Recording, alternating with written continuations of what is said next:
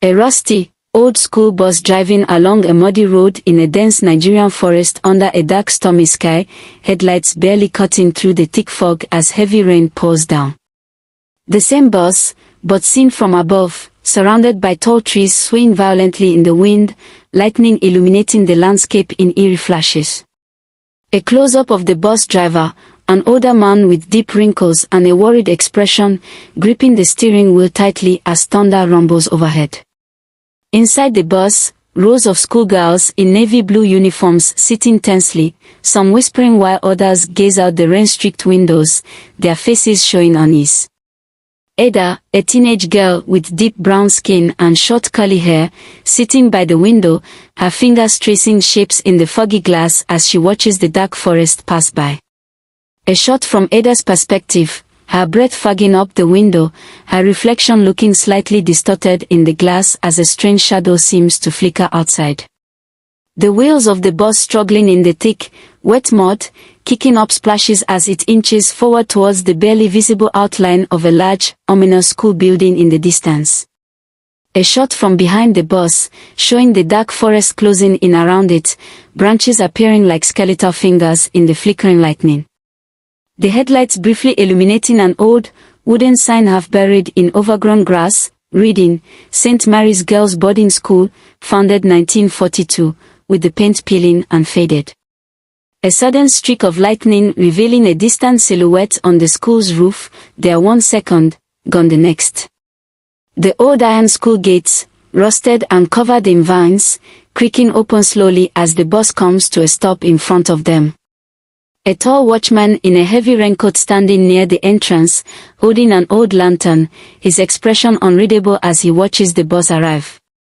The perspective from Ada's seat inside the bus, looking out at the towering school building, its windows dark and hollow like watching eyes.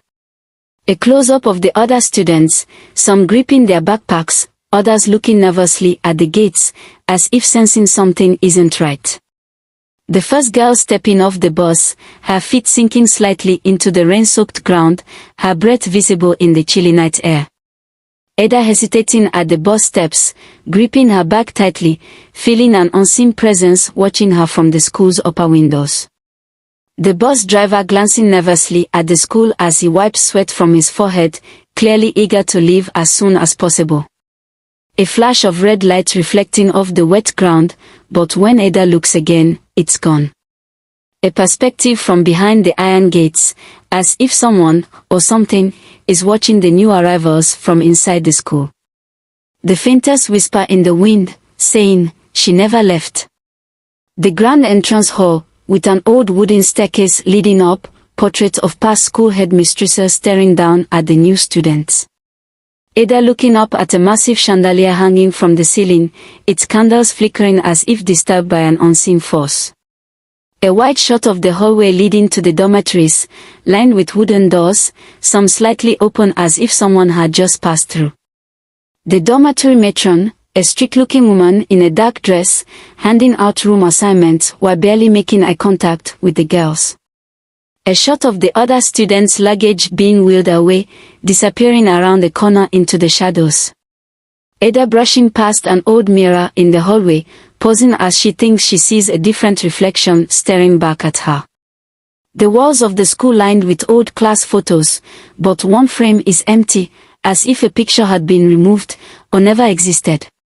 An old wooden grandfather clock in the hallway, the hands frozen at 3:13 a.m., yet the ticking sound continues.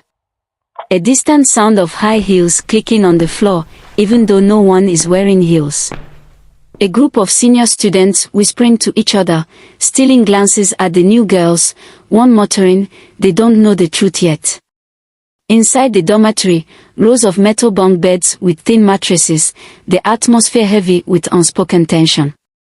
Ada unpacking her bag, placing a family photo on her bedside table, but noticing that in the dim light, her reflection in the glass looks different. A draft making one of the old windows rattle, causing Ada to turn suddenly, sure she heard breathing behind her. The faint scratching sound coming from under one of the beds, growing louder as the lights flicker. The moment all the students get into bed, but the air feels too still, too heavy, like something is waiting. Ada staring up at the ceiling, wide awake, as a shadow moves along the walls, stretching unnaturally.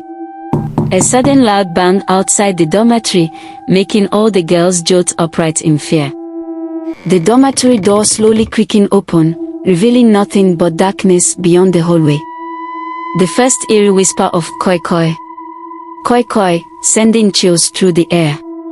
Ada turning to ask her bunkmate if she heard the sound, only to find her staring blankly at the wall, unblinking.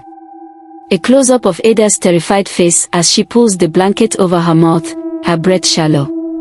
A pair of red high heels stepping into the room, the sound of slow, deliberate footsteps echoing. The shadow of a tall woman cast against the dormitory wall, her outline flickering in the dim candlelight. The moment Ada dares to peek over her blanket, seeing a figure standing at the foot of the bed. A perspective from the hallway, looking into the dormitory, where only Ada seems to notice the figure standing in the dark. The air becoming ice cold, frost forming on the dormitory window as whispers grow louder. A single red shoe print appearing on the wooden floor, then another, slowly approaching Ada's bed. The sound stopping, silence, and then a sharp, breathy laugh from the darkness. The candle in the dormitory suddenly blowing out, plunging everything into darkness. A final shot of Ada's wide, horrified eyes as something unseen whispers in her ear, "Welcome back." A wide shot of the boarding school at night, under a moonlit sky, with one single window on the third floor faintly glowing. A close-up of the moon partially covered by dark clouds, casting eerie shadows on the school grounds. Inside the dormitory, Ada sitting up in bed, clutching her blanket as the wind makes the window rattle. A perspective from the dark corner of the room, watching Ada, as if something is lurking unseen. A sudden flicker of the overhead light, casting moving shadows on the wall. A slow zoom-in shot of Ada's bed, her breath shallow, her ears straining for any sound. The faintest sound of heels clicking down the hallway, stopping just outside the dormitory door. A shot from outside the dormitory, showing the door shaking slightly, as if someone is pressing against it. Ada's bunkmate shifting in her sleep, mumbling incoherent words as her fingers twitch. The sound of a fingernail lightly dragging along the dormitory wall, slow and deliberate. The lone candle burning in the dormitory, its flame flickering unnaturally, as if being disturbed by breath. A close-up of Ada's wide, unblinking eyes, the candle's flame reflecting in them. The perspective from the ceiling, looking down at the dormitory, showing the candlelight distorting the shadows in the room. The whisper of "koi, koi," floating through the air, barely audible, almost like a distant memory. A shot from under the bed, showing bare feet stepping onto the wooden floor, but none of the girls have moved. The dormitory door creaking open on its own, revealing the hallway, completely empty. A faint red glow appearing in the hallway for a split second before disappearing. Ada's bunkmate suddenly sitting upright in bed, her head turning too slowly, her eyes vacant. The sound of a soft giggle, unnervingly close to Ada's ear. The candle snuffing out, plunging the dormitory into darkness. The sound of high heels clicking against the floor, impossibly slow and rhythmic. A close-up of Ada's hands gripping the bedsheet, her knuckles turning white from fear. A shot of the dormitory window, now completely fogged up, as if someone is breathing against it from the outside.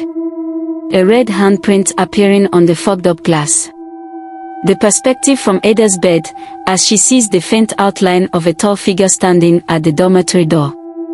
A low-angle shot of the shadow of a woman, cast against the dormitory wall, swaying as if it's watching the girl sleep. The air inside the room growing colder, Ada's breath now visible in the dim light. The figure slowly stepping forward, the red glow of her shoes barely visible beneath the bed frames. The sound of a girl gasping, then complete silence. Ada shutting her eyes tightly, her heart pounding, hoping it will go away. The feeling of a cold hand brushing against Ada's cheek, but when she opens her eyes, there's nothing there. The dormitory door slamming shut on its own, the room shaking for a second. A shot from above, showing the girls in their beds, except one bed is now empty. A close-up of Ada's shaking hands as she pulls the blanket over her head, trying to control her breathing. The soft whisper of, "You called me back," floating through the air. The shadowy figure stepping closer to Ada's bed, her red heels glistening in the dim moonlight. The outline of a woman's face barely visible in the darkness, her smile too wide, her lips a deep red. A shot from the hallway, looking into the dormitory, where Ada is the only one awake, staring into the darkness. The sound of heels stopping right beside Ada's bed, then nothing. The feeling of something kneeling beside her, whispering her name. The sudden ringing of the school bell, signaling morning, as if nothing happened. Ada bolting upright in bed, sweating, the candle completely melted away. The bunkmate who had sat up in the night sleeping peacefully, as if she never moved. The dormitory door now slightly open, even though it was locked before. A small, wet red shoe print on the dormitory floor, leading toward the door. A close-up of Ada's pillow, showing a single red lipstick stain on the fabric. The other girls waking up, stretching, completely unaware of what happened. Ada stepping out of bed, looking down at the floor where the footprints suddenly disappear. The feeling of someone watching her from the empty corner of the room, even though no one is there. A faint echo of koi koi.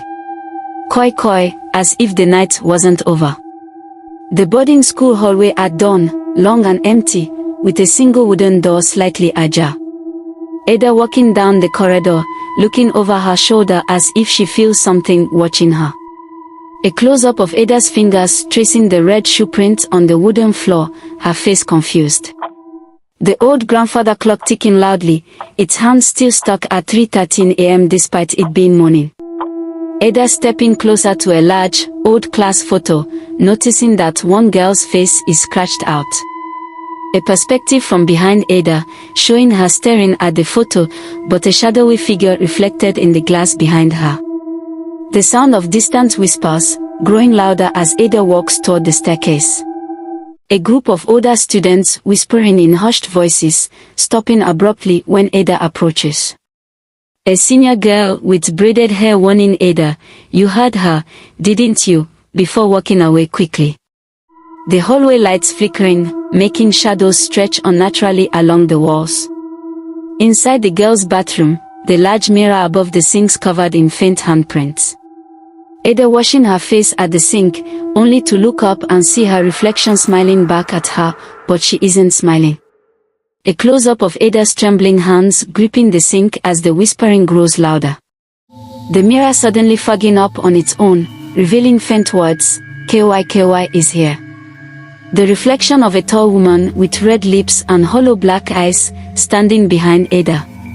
Ada spinning around, but no one is there. The mirror cracking in the shape of a footprint, as if something kicked it from the inside. A perspective from inside the mirror, showing Ada looking scared, but her reflection tilting its head unnaturally. A wide shot of the bathroom as the lights flicker, shadows crawling up the walls.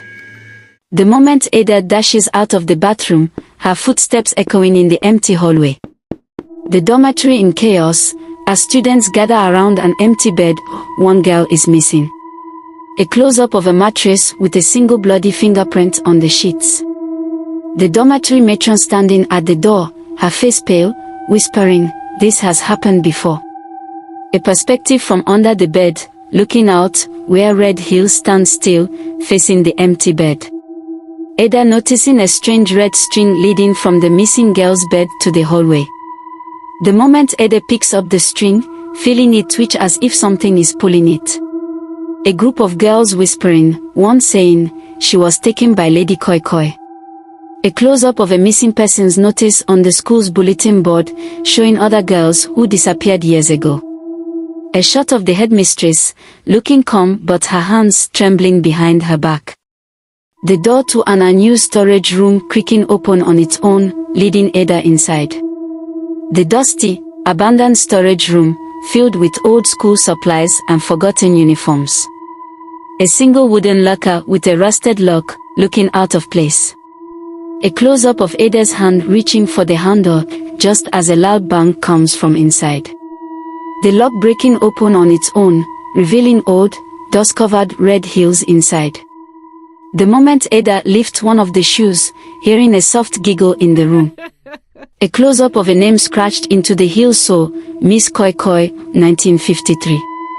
The room growing colder, the air heavy with the smell of old perfume and something rotten. The lights flickering, revealing a faint outline of a woman standing behind Ada in the mirror. The sound of footsteps clicking toward Ada, even though she's alone. A final wide shot of the storage room plunging into darkness, as Ada's scream echoes through the school. Ada sleeping in her dormitory bed, but the air around her is thick with fog, as if she is dreaming.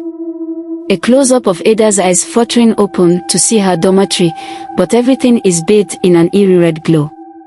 The moment Ada sits up, realizing all the other girls are frozen in place, unmoving. A shot from above, showing Ada's shadow stretching unnaturally long, moving on its own. The whisper of Koi Koi. Koi Koi, echoing faintly through the dormitory. Ada stepping onto the floor, but instead of wood, it feels like soft, wet flesh. A shot of Ada looking down at the floor, only to see red footprints forming beneath her feet. The door creaking open, revealing a hallway that wasn't there before, leading into darkness. Ada stepping forward, the walls covered in faint handprints, as if people tried to claw their way out. The sound of heels clicking slowly down the hallway, getting closer. A wide shot of the hallway, with a tall figure standing at the far end, facing away. A close-up of Ada's terrified face, realizing the figure is wearing red shoes. The woman's head slowly turning without the rest of her body moving. A flicker of light reveals a pale face with hollow black eyes, her lips painted blood red. The figure tilting her head, whispering, "You called me back." Ada stumbling backward as the figure takes a step forward, the heel clicking loudly. The entire hallway warping, the walls closing in as if they are alive. The woman suddenly appearing right in front of Ada, her grin unnaturally wide. The flickering lights revealing glimpses of other ghostly figures behind Lady Koi Koi, trapped souls. A close-up of Ada's feet lifting off the ground, as if she is being pulled toward Lady Koi Koi. Ada struggling against an invisible force, her hands clawing at the air. The moment Ada screams, but no sound comes out, as if the dream itself is swallowing her voice. The figure raising a single, delicate hand and pressing a cold finger against Ada's forehead. A sudden flashback of a girl being dragged down the same hallway decades ago, screaming. The walls shifting to reveal portraits of missing girls, their eyes following Ada. Ada closing her eyes tightly, whispering a prayer, and everything going silent. The moment Ada jerks awake in her real bed, gasping for breath. The dormitory looking normal, but her bed sheets are covered in red shoe prints. A wide shot of Ada sitting in bed, staring at the floor, where a single red high heel rests beside her bed. The whisper of, "See you soon, Ada," before fading away. Ada standing in the school hallway, staring at a door that was never there before. The wooden sign above the door, covered in dust, faintly reading, "West Wing, do not enter." The perspective from behind Ada, showing the door slightly ajar, as if waiting for her. The hallway lights flickering, casting eerie moving shadows on the walls. A close-up of Ada's hand hovering over the door handle, her fingers trembling. The moment she pushes the door open, revealing a dark, spiraling staircase leading downward. The air inside the stairwell is thick with the smell of dust, mold, and faint perfume. A wide shot of Ada descending the stairs, her silhouette small against the overwhelming darkness. The moment her flashlight flickers, revealing a quick glimpse of a girl's face peeking from the shadows. A loud bang from below, as if someone slammed a door shut. The basement hallway lined with old, wooden lockers, some of them hanging open. A single flickering light bulb above, casting moving shadows along the corridor. Ada pausing as she hears a soft humming, coming from one of the rooms. A close-up of Ada's feet stepping on an old yellowed newspaper, the headline reading, Mysterious disappearance at St. Mary's, girl vanishes without a trace. Ada opening a door to find an abandoned classroom, desks covered in dust. The blackboard still has faint writing on it. Miss Koi Koi was here. A dusty cabinet at the back, with a single red ribbon tied to the handle. The moment Ada unties the ribbon, hearing a loud gasp from inside the cabinet. The cabinet door slowly creaking open, revealing nothing but a single, folded school uniform. A faint whisper coming from behind Ada, "Do you like my old dress?" Ada spinning around, seeing a figure dart past the doorway in a blur of red and black. The sound of heels clicking rapidly, moving in circles around her. A wide shot of the room, as shadows begin moving along the walls on their own. A close-up of Ada's terrified face, realizing she is no longer alone. A desk suddenly scraping across the floor, blocking the exit. The moment the classroom door slams shut, trapping Ada inside. A low-angle shot of a tall, elegant figure standing in the corner, her face hidden in the dark. A close-up of two red heels stepping forward, the wooden floor groaning beneath them. Ada backing away as the woman tilts her head, her lips curling into a slow, unnatural smile. The whisper of, "You wanted to know about me, didn't you?" as Lady Koi Koi steps closer. Ada trapped in the basement classroom, standing across from Lady Koi Koi, who grins eerily. A close-up of Lady Koi Koi's unnaturally smooth, pale hand, reaching toward Ada. The air around Ada becoming thick with a sweet, rotten perfume scent, making her dizzy. The walls of the classroom shifting, revealing rows of ghostly students sitting at their desks. A girl with hollow black eyes whispering to Ada, "She made us stay." The chalkboard writing itself, forming the words, "Sign, and you will never be alone." Lady Koi Koi stepping forward, holding an old, yellowed parchment covered in names. A close-up of the paper revealing names that are slowly fading away, as if erased from existence. A flicker of movement behind Ada, a shadowy figure creeping closer, whispering her name. Lady Koi Koi offering a long, rusted needle, smiling. Ada looking at the list, realizing some names belong to missing students from the school's past. A shadowy girl appearing beside her, whispering, "If you sign, you stay forever." Lady Koi Koi's red lips parting, revealing too many teeth, as she whispers, "You don't want to disappear, do you?" A close-up of Ada's trembling hands, one reaching for the needle, then stopping. The whispers growing louder, the ghostly students pleading with Ada not to sign. Lady Koi Koi's face darkening in anger, her fingernails lengthening into sharp claws. A violent gust of wind blowing through the room, sending papers and desks flying. The chalkboard cracking down the middle, revealing a gaping black void behind it. Lady Koi Koi screaming in rage, her voice distorting into a horrible, inhuman wail. Ada grabbing the parchment and tearing it in half, the paper bleeding red ink. The entire classroom shaking, the floor beginning to split apart. Ada sprinting for the door, but it vanishes before she can reach it. The ghostly students disappearing one by one, their whispers fading into the void. A sudden hand grabbing Ada's ankle, Lady Koi Koi's twisted fingers pulling her back. A close-up of Ada's face, frozen in terror as she is dragged across the floor. The moment she kicks Lady Koi Koi's hand away, scrambling to her feet. The classroom melting away into a dark, endless hallway lined with mirrors. Every mirror reflecting a different version of Ada, some scared, some smiling wickedly. The real Ada hesitating, not knowing which reflection is truly hers. A hand reaching out from one of the mirrors, pulling Ada through the glass. Ada falling through endless darkness, her scream swallowed by the void. The moment she lands, but the floor feels like cold, moving water. A wide shot of Ada standing in a vast white room with no walls, only endless doors. A close-up of a door marked "Staff Only," which opens on its own. A whispering voice urging Ada, "This way. If you go back, she will find you." Ada stepping inside the room, only to find herself back in her dormitory, but something feels wrong. The other girls are sleeping, but their faces are eerily blank, like dolls. Ada moving toward her bed, only to see herself already lying there, eyes wide open. A mirror across the room shaking violently, as if something is trapped inside. Ada reaching for the mirror, seeing Lady Koi Koi's reflection smiling at her. The mirror shattering into thousands of tiny pieces, revealing a hidden room behind it. A dimly lit corridor leading to an old, abandoned headmistress's office. The office filled with dusty books and newspaper clippings about the school's dark history. A close-up of an old school registry, listing students who went missing decades ago.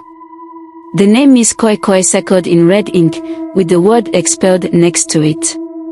A yellowed photograph of a young teacher wearing red heels, her face crossed out. A newspaper article reading, "Tragic death of a teacher, accident, or revenge." The sound of heels clicking behind Ada, even though she is alone. A stack of letters on the desk, all addressed to the same person. To the girl who will bring me back. A realization dawning on Ada, she is the one Lady Koi Koi has been waiting for. The walls of the office shifting, as if the room itself is alive. A chair slowly turning on its own, revealing a figure sitting in it, facing away. Ada taking a slow step forward, her breath catching in her throat. The chair spinning around, but it is empty, just a pile of red ribbons. The voice of Lady Koi Koi whispering directly into Ada's ear. "You can run, but you will never leave." A flash of red movement in the corner of Ada's vision, gone when she turns. The air growing heavy, the temperature dropping, Ada's breath visible in the cold.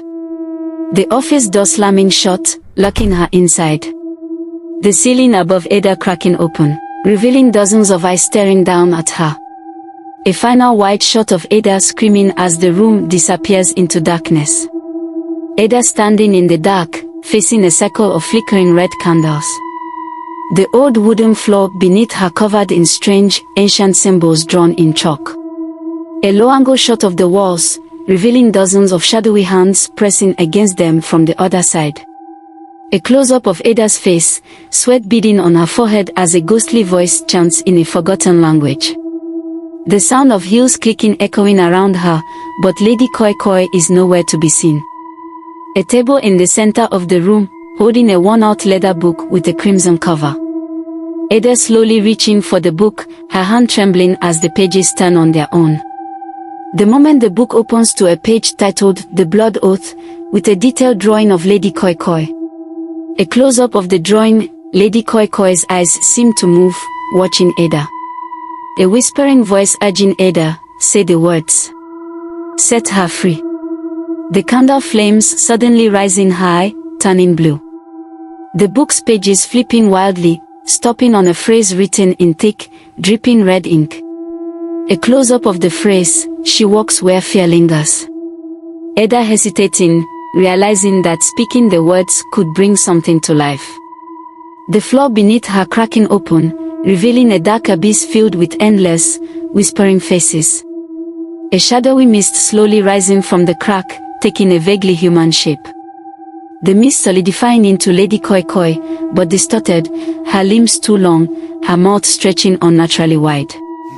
A loud, distorted laugh fills the room, echoing as if coming from inside Ada's own head. A close-up of Ada's reflection in a broken mirror, her eyes are now pitch black. The candle suddenly snuffing out, plunging the room into darkness. A single candle flickering back to life, revealing a ghostly girl standing behind Ada. The girl whispering, "You brought her back. Now you belong to her." A cold, skeletal hand gripping Ada's wrist, Lady Koi Koi's touch freezing her in place. The book slamming shut on its own, sealing Ada's fate. The ceiling slowly peeling away, revealing a blood-red sky with no stars. Ada trying to run, but the floor beneath her turning into thick, sticky tar. The moment Lady Koi Koi's voice rings out, "You were never meant to live." The ghostly girl vanishing, leaving Ada alone in the ritual room. A loud crack as the walls collapse, revealing an endless hallway of doors. Ada sprinting toward one door, desperate to escape, only for it to slam shut just as she reaches it. Ada running through the endless hallway, every door leading back to where she started. The sound of heels clicking behind her, slow at first, then growing faster. A close-up of Ada's panicked face, sweat dripping as she realizes she's being haunted. A wide shot of the hallway, showing Lady Koi Koi at the far end, standing still, watching. Ada bursting through a random door, finding herself in an old, abandoned dormitory room. A shadow moving in the corner, revealing a bed that looks like it's been recently slept in. A faded nameplate on the bedpost reading, Miss Koi Koi.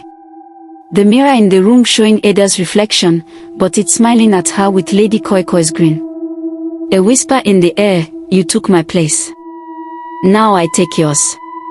The door behind Ada slamming shut, locking her inside. Ada frantically banging on the door, but the wood feels like stone, unmovable. The wardrobe creaking open on its own, revealing a row of identical red shoes lined up inside. The shoes twitching slightly, as if alive. A single shoe falling onto the floor, landing upright, pointing at Ada. A deep, guttural laugh coming from inside the wardrobe, but there's no one there. The bedsheets shifting, as if something is crawling beneath them. Ada stepping back, feeling ice-cold breath on her neck.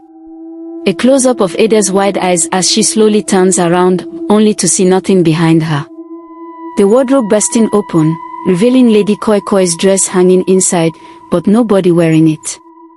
The dress slowly lifting, feeling out as if an invisible force is stepping into it. Ada screaming as the dress lunges forward, its sleeves reaching out like hands. A desperate struggle as Ada rips open the dormitory window, looking down at the dark courtyard below. A wide shot of the school grounds, but the buildings are shifting, warping like a nightmare.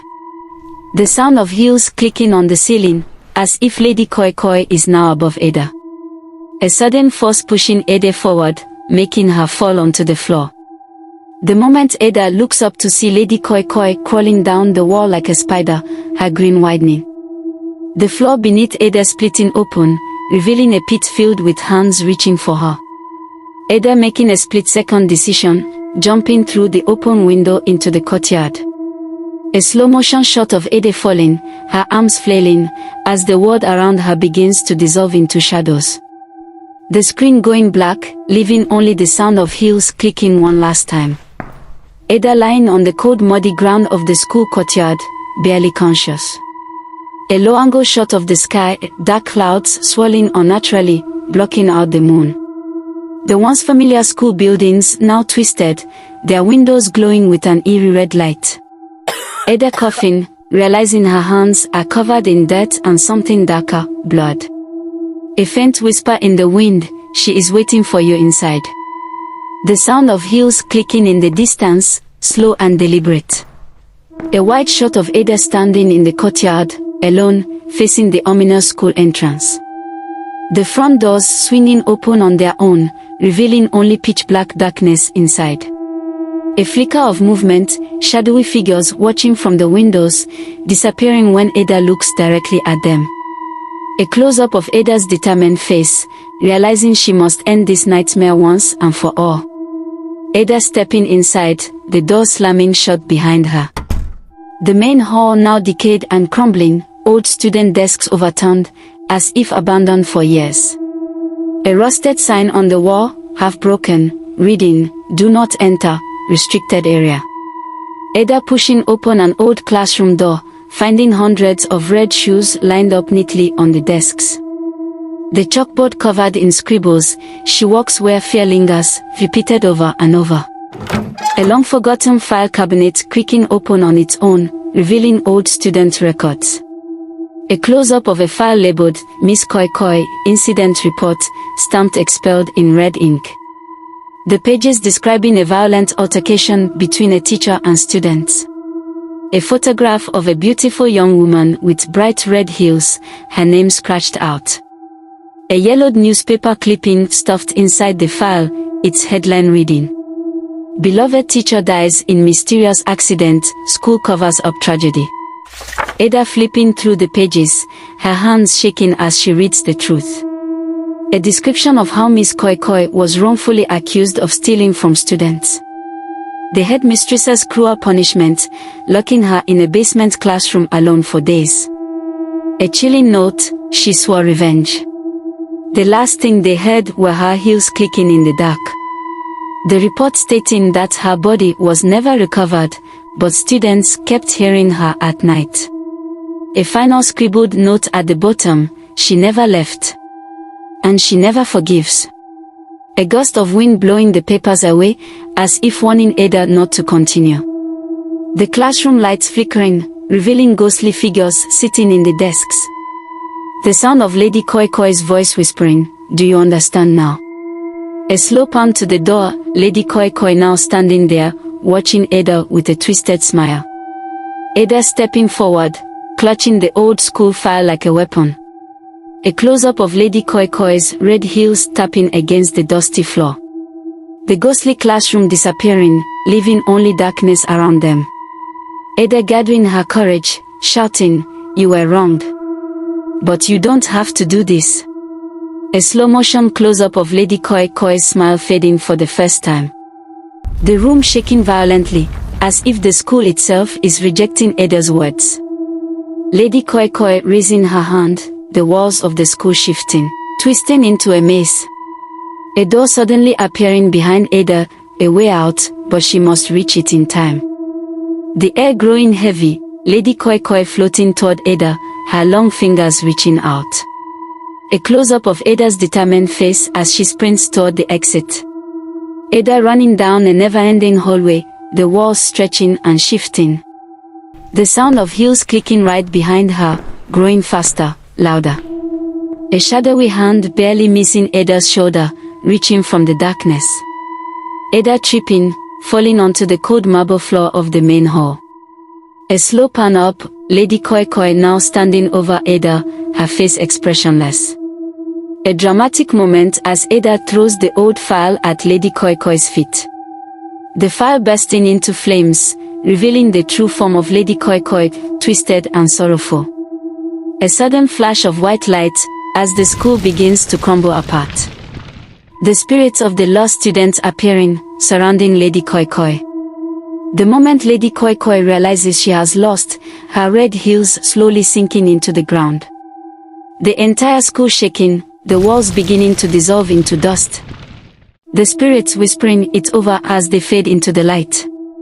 A wide shot of Lady Koi Koi standing still, her red heels cracking, breaking apart. A single tear rolling down her cheek before she disappears into the void. The school collapsing completely, leaving Ada standing alone in the middle of a vast, empty field. A slow fade to black, the sound of heels clicking one last time, then silence. The first light of dawn breaking over the horizon, Ada's nightmare finally over. A final close-up of Ada's face, exhausted but victorious. The wind blowing past, carrying a faint whisper, "Remember me." The screen fading out, leaving only the echoes of what once haunted the school. Ada waking up on the ground outside the school, the morning sun rising over the horizon. A wide shot of the area, the entire school is gone, replaced by an empty field. Ada's uniform torn and covered in dust, but she is unharmed. A close-up of her hand, she is still clutching the burnt remains of Lady Koi Koi's file. The sound of birds chirping, a stark contrast to the silence of the nightmare she escaped. A group of villagers approaching, staring at Ada with a mix of fear and curiosity. One of them whispering, "The curse is broken."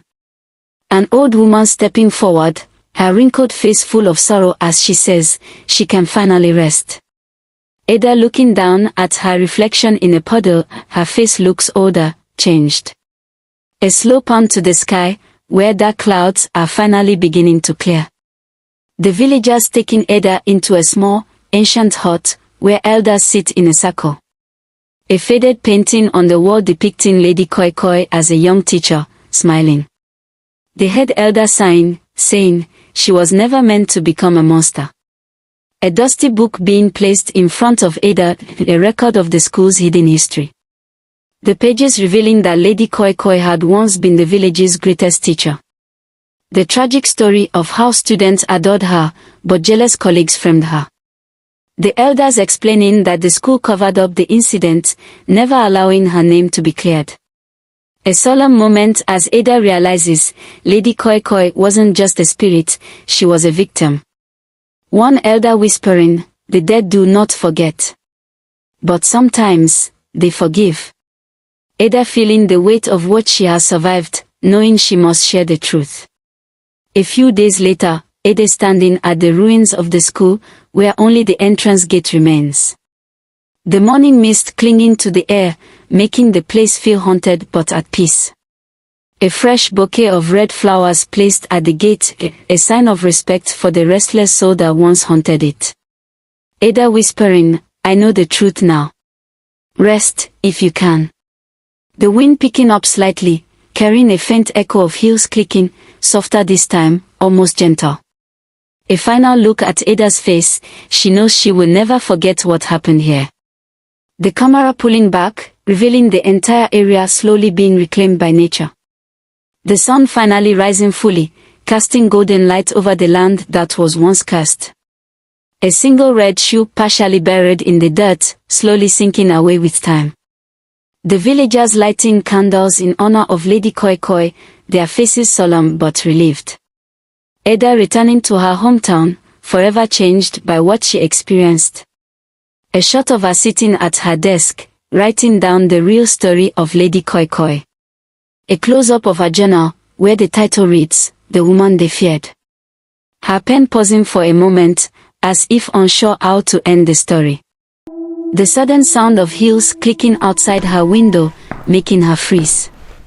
A slow turn of her head, but there is nothing there. A deep breath, Ada smiling slightly, as if she understands something now. The final words in her journal, "Some ghosts never leave. But not all of them are evil." A long shot of Ada blowing out a candle, her room fading into darkness. The screen going black, but the faintest sound of a gentle, distant heel click lingering in the silence. A new school being built on the land where the old one once stood. Children laughing, unaware of the dark history beneath their feet. A new teacher walking through the hallways, her shoes clicking softly. A moment where she stops, as if sensing something, a presence, a memory. A close-up of a red ribbon tied around her wrist, an old superstition for protection. A gust of wind blowing through the hallway, carrying the softest whisper, "Remember me." A wide shot of the school, peaceful yet holding echoes of the past. The camera slowly pulling away, revealing the landscape, the course has ended, but the legend will live on.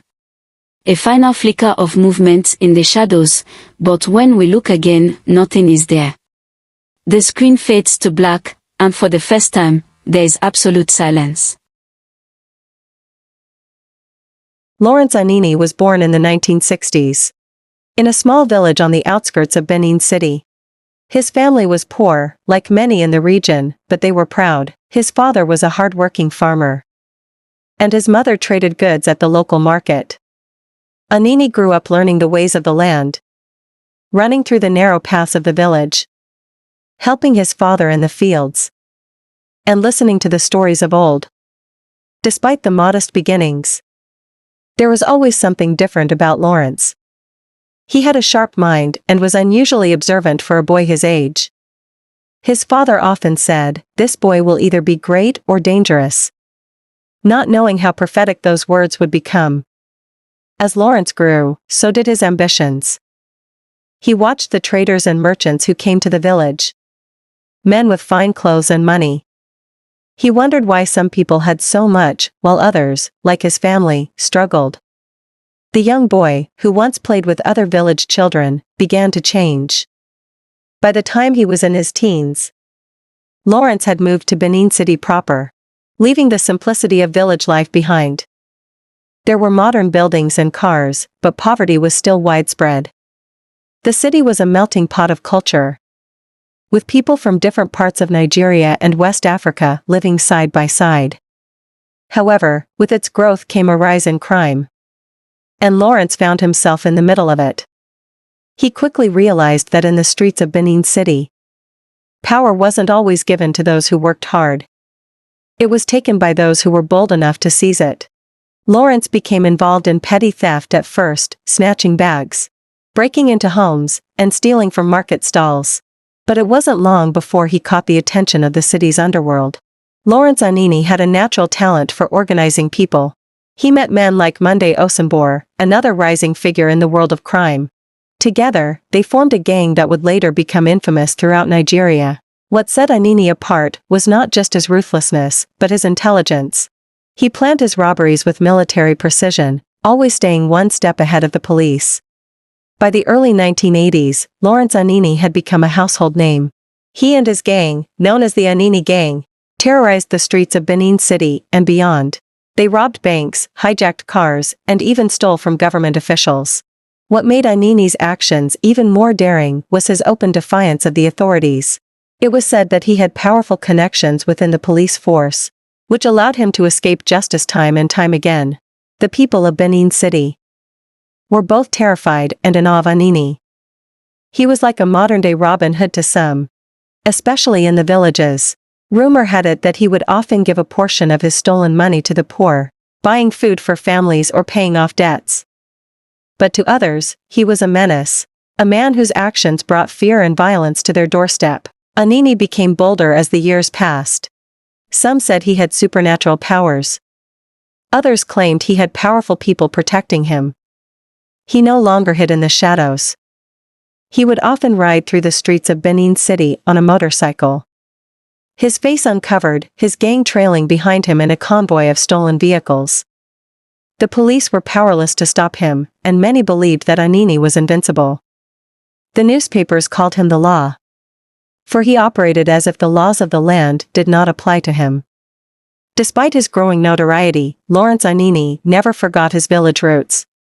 He would occasionally return to the village where he was born, visiting his aging parents. To them, he was still their son, the same boy who once helped his father in the fields. They knew what he had become, but they were powerless to stop him. The sun hung low in the sky over Usalu, a small but vibrant community on the outskirts of Benin City, Edo State. The dusty streets of the village were filled with the usual hum of activity. Market women sang as they displayed their wares. Children played football in open fields, and men gathered under the large Iroko tree, discussing the state of the country. But on this day, the usual rhythm of life in Usalu was disturbed by whispers of fear. Lawrence Anini and his gang were in the area. Anini, the man the police couldn't catch, the thief who robbed banks with impunity and distributed money to the poor, had become a legend in these parts. Some said he had supernatural powers. Others claimed he had powerful people protecting him. Anini don't come again, Mama Ifuko, a market woman, muttered under her breath. Her voice trembled as she shifted uneasily on her stool. She looked around as if expecting to see the infamous robber materialize out of the shadows. Her neighbor, Mama Ososu, shook her head and clucked her tongue. Mama Ifuko, this one no be good news at all. Anini day Benin now, and the police no fit catch am. E be like say spirit day follow that man. The women continued their conversation in hushed tones, casting furtive glances toward the main road that led into the village. It was said that Anini had robbed a bank in Benin City the previous day, and rumors spread that he might be hiding in one of the neighboring villages. The police had intensified their search, but Anini seemed to be one step ahead of them every time. As the sun set and nightfall descended upon the village, a strange tension hung in the air. The villagers locked their doors early, and the usual sound of evening chatter was replaced by an eerie silence. It was as though the very soul of the village was holding its breath, waiting for something to happen. In a small hut near the edge of the village lived an elderly man named Baba Igbenovia. Baba Igbenovia was no ordinary villager. He was a herbalist and a spiritual guide, known throughout the land for his wisdom and ability to communicate with the spirits. Many people came to him for advice and healing, but few knew the full extent of his power. He was respected and feared in equal measure. That night, as the village slept, Baba Igbenovia sat in front of his hut, gazing at the moonlit sky. He had felt a disturbance in the spiritual realm. Something was amiss, and it was as if the spirits were trying to warn him of impending danger. As he sat in quiet contemplation, a figure emerged from the darkness, walking steadily toward him. Baba Igbanovia narrowed his eyes, his instincts immediately on high alert. The man approaching him wore a simple white shirt and black trousers, but there was something about his gait that suggested confidence. Perhaps too much confidence. The man stopped a few feet away from Baba Igbanovia, and in the moonlight, the old man recognized his face. It was Lawrence Anini. Baba Igbanovia's heart raced, but he remained calm. He had heard countless stories about Anini, but this was the first time he was seeing the man up close. Anini's eyes glinted with a mixture of arrogance and charm, a dangerous combination. Baba, Anini greeted him, his voice smooth like silk. "I've come to seek your help." Baba Igbanovia remained silent for a moment, studying the man in front of him. "Help? A man like you needs help from an old man like me." Anini chuckled, but there was no humor in it. "Even the mighty need protection, Baba. You see, the police are after me. But I know they can't catch me unless the spirits allow it. And what makes you think the spirits will listen to me?" Baba Igbanovia asked, his voice steady. "I know who you are, Baba. I know you have the power to speak to the ancestors, to control the forces that govern this world." Baba Igbanovia's eyes flashed with understanding. Anini wasn't here for healing or advice. He wanted something far more dangerous, protection from the law. The old man knew this was a delicate situation. Refusing Anini could mean danger for himself and the village, but helping the criminal could bring the wrath of the law upon them. Baba Igbanovia rose to his feet slowly, leaning on his walking stick. "Anini," he said, his voice filled with quiet authority. "The spirits are not to be trifled with. They do not take sides in the affairs of men lightly. What you ask of me is not a simple thing. Baba, I'm not asking, I'm telling you. Either you help me, or I will help myself to this village." The threat was clear, but Baba Igbanovia stood his ground. He had dealt with men like Anini before, men who thought their power over the physical world gave them control over the spiritual one as well. But the spiritual world was not so easily swayed. "If you want my help, you will have to give something in return," Baba Igbanovia said calmly. Anini raised an eyebrow. "What do you want, old man? Money? If you want my help, you will have to give something in return. I can give you more money than you've ever seen in your life." Baba Igbanovia shook his head. "Money is of no use to me. What I ask for is something far more valuable. I want you to make a promise." Anini frowned. "What kind of promise?" "A promise that you will leave this life of crime behind," Baba Igbanovia said, his eyes piercing through the darkness. "You will stop robbing, stop killing, and stop terrorizing the people. You will live a life of peace, or the spirits will not protect you." Anini stared at the old man in disbelief. "You think I can just walk away? I'm already too deep in this. Baba, there's no going back." "There is always a choice," Baba Igbanovia replied. "But the choice you make will determine your fate. The spirits will not protect a man who has no honor." He had come to Baba Igbanovia because he believed in the old man's power. But now he was being asked to give up everything that had made him who he was. Could he really walk away from it all? As the minutes passed, Anini's expression softened, and a flicker of uncertainty crossed his face. He wasn't used to feeling doubt. But something about Baba Igbanovia's words struck a chord deep within him. For the first time in a long time, he wondered if there was another way. Just as Anini was about to speak, a sudden noise broke the stillness of the night. The sound of footsteps, many footsteps echoed from the direction of the village. Baba Igbanovia turned his head sharply, his senses heightened. "The police," he whispered. Anini's eyes widened in alarm. How had they found him so quickly? He had been so careful. Without a word, Anini turned and bolted into the darkness, disappearing into the dense forest that surrounded the village. Baba Igbanovia stood still, his heart heavy. He had offered Anini a way out, but the man had chosen to run instead. Moments later, a group of policemen appeared, their flashlights cutting through the night. They approached Baba Igbanovia, their faces grim. "Baba," one of the officers called out, "we're looking for Lawrence Anini. Have you seen him?" Baba Igbanovia remained silent for a long moment, his eyes scanning the faces of the policemen. He knew what would happen if they caught Anini. There would be no trial, no mercy. The law had been after him for too long, and they were determined to end it, one way or another. Finally, the old man spoke. "He was here, but he's gone now. You will not find him tonight." The officer frowned but said nothing. He knew better than to question the words of a man like Baba Igbanovia. Days passed, and the search for Anini intensified. The police combed through the villages and forests surrounding Benin City, determined to capture the elusive criminal. But despite their efforts, Anini remained at large, slipping through their fingers like smoke. The small police force from Benin City had arrived in Ugbo earlier that morning, their battered pickup trucks kicking up dust as they pulled into the village. They had orders to search every house, every hut, and every farm for signs of Lawrence. Anini, rumor had it that the infamous robber was hiding in one of the nearby villages, and Ugbo was next on their list. At the village square, Inspector Okora stood with his hands on his hips, his eyes scanning the faces of the villagers who had gathered to watch. He was a stocky man, with a thick mustache and a permanent scowl etched on his face. "Listen to me," Inspector Okora barked. "We're looking for Lawrence Anini. Anyone caught hiding him will face the full wrath of the law. You all know what this man has done: robbery, murder, and worse. If you know anything, speak up now." The crowd murmured nervously, but no one stepped forward. The villagers of Ugbo, like many others, had mixed feelings about Anini. On the one hand, he was a criminal who had killed policemen and stolen large sums of money. But on the other hand, he had a reputation for helping the poor and standing up against a corrupt system. To some, he was a necessary evil in a world filled with injustice. Among the crowd was a young man named Ego Daro. Known to his friends as Eo, he was quiet and unassuming, working as a farmer on the outskirts of the village.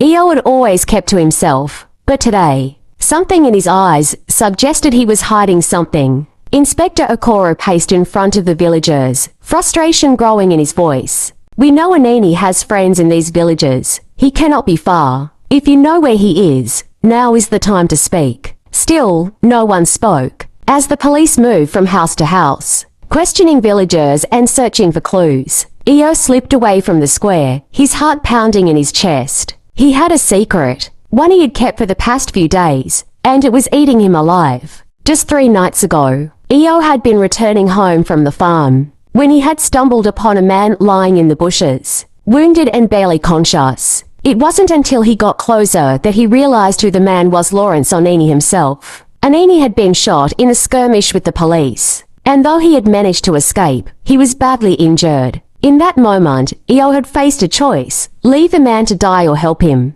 Despite the fear that gripped him, Eo chose to help. He had carried Anini to an old, abandoned house on the edge of the village, a place no one visited anymore. There, he had tended to the robber's wounds in secret, bringing him food and water when no one was watching. Now, as the police closed in on the village, Eo felt the weight of his decision pressing down on him. If they found out he had been harboring Anini, his life would be over. But if he turned the man in, could he live with himself? That night, Eo returned to the old house. Anini lay on a makeshift bed, his face pale but his eyes alert. The robber had been regaining his strength, though the wound in his side still caused him pain. "They're searching the village," Eo said quietly as he entered the room. "The police are looking for you." Anini smiled faintly, his voice weak but steady. "Let them look. They won't find me here." Eo frowned, pacing the small room. "I can't keep this up much longer. If they find out I'm helping you, they'll kill me." Anini's smile faded, and for the first time since Eo had found him, a shadow of vulnerability crossed his face. "You've already done more for me than anyone else would have. I don't blame you if you want to turn me in." Eo stopped pacing and looked at the man lying before him. The legendary Lawrence Anini, a man feared by the police and loved by the poor. Was Lawrence Anini himself? But here, in this small room, he was just a man, wounded and cornered. "I won't turn you in," Eo said softly. "But we need to figure out a way out of this." As the days passed, the tension in the village grew. The police continued their search, and Inspector Okoro became more desperate, ordering his men to harass the villagers in hopes of getting information. The people of Ugbo grew restless, and whispers of rebellion began to spread. Meanwhile, Eo and Anini devised a plan. Anini needed to get out of Ugbo, but the police had set up roadblocks on every major route. The only way out was through the dense forest to the north, a dangerous path, filled with wild animals and treacherous terrain. "I know the way," Eo told Anini one night, as they sat in the dim light of the old house. I've traveled through the forest before. It's risky, but it's our only chance. Anini nodded, wincing as he shifted his position. I trust you, Io, but once we're out, you'll need to leave me. I can't let you risk your life for me any more than you already have. Io hesitated, but eventually agreed. The plan was simple, under the cover of darkness. They would slip out of the village and make their way through the forest. Once they reached the other side, Anini would go his own way, and Io would return to Ugbo as if nothing had happened. Io helped Anini to his feet. On the night of the escape, the village was eerily quiet, and the two men slipped out of the abandoned house, moving quickly and quietly toward the edge of the forest. The moonlight filtered through the trees, casting long shadows on the ground as they made their way deeper into the woods. But as they reached the forest's edge, they heard the sound of voices police officers patrolling the area. Io's heart raced as he and Anini crouched behind a large tree, watching the officers pass by. For a moment, it seemed they had avoided detection, but then a flashlight beam swept over them, and a voice shouted, "There they are! It's Anini!" Panic surged through Io's chest as the officers gave chase. He and Anini darted into the forest, dodging branches and leaping over fallen logs as they ran for their lives. Behind them, the sound of footsteps and shouts grew louder. Anini stumbled, his wound slowing him down. But Io grabbed his arm and pulled him forward. "Come on, we're almost there." The forest was thick, and the darkness made it difficult to see. But Io knew the way. He led Anini through the trees, pushing them both to the limit. Suddenly, a gunshot rang out, and Anini cried out in pain, falling to the ground. Io skidded to a stop, his heart pounding in his ears as he knelt beside the wounded man. "Io," Anini gasped, his face pale. "You need to go. Leave me." But Io shook his head, tears stinging his eyes. "I can't leave you here. Not like this." Anini smiled weakly, his hand gripping Io's arm. "You've done enough, my friend.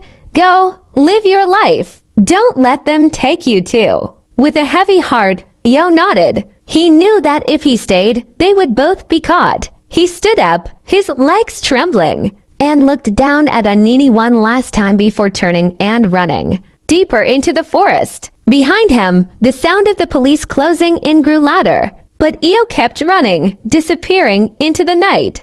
The next morning, the villagers of Ugbo awoke to the news that Lawrence Anini had been captured. The police had found him in the forest, wounded and barely conscious, but alive. Inspector Okoro paraded him through the village square like a trophy, his victory over the infamous criminal finally complete. But as the villagers watched, there was no cheering, no celebration. Instead, there was a sense of quiet sadness. Anini had been a criminal, yes, but too many. He had also been a symbol of resistance against a corrupt system that had oppressed them for so long. Io stood at the edge of the crowd, his heart heavy with guilt and relief. He had made it out of the forest, but Anini had not. The man who had been both a hero and a villain was now in the hands of the law, and his fate was sealed.